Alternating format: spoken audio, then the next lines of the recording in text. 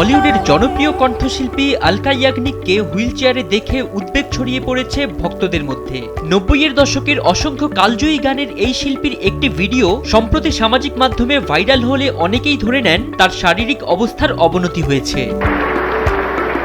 দিল্লিতে অনুষ্ঠিত মর্যাদাপূর্ণ পদ্ম পুরস্কার অনুষ্ঠানে যোগ দিতে গিয়ে হুইল চেয়ারে বসা অবস্থায় দেখা যায় আলকাকে। ভিডিওটি ভাইরাল হওয়ার পর নানা জল্পনা শুরু হলে নিজেই বিষয়টি পরিষ্কার করেন এই গায়িকা। ইনস্টাগ্রামে দেয়া এক পোস্টে আলকা জানান তিনি সুস্থ আছেন এবং আগের চেয়ে অনেকটাই ভালো বোধ করছেন। তিনি লেখেন, আপনাদের ভালোবাসা ও উদ্বেগ আমাকে স্পর্শ করেছে, তবে দুশ্চিন্তার কিছু নেই, আমি ভালো আছি। হুইল চেয়ার ব্যবহারের কারণটাও ব্যাখ্যা করেন তিনি। অলকার ভাষ্য, পদ্ম পুরস্কারের অনুষ্ঠানটি দীর্ঘ সময় ধরে চলছিল। সারাদিনের ব্যস্ততা ও ক্লান্তির কারণে অনুষ্ঠান শেষে বের হওয়ার সময় তিনি নিজেই একটি হুইল চেয়ারের অনুরোধ করেছিলেন।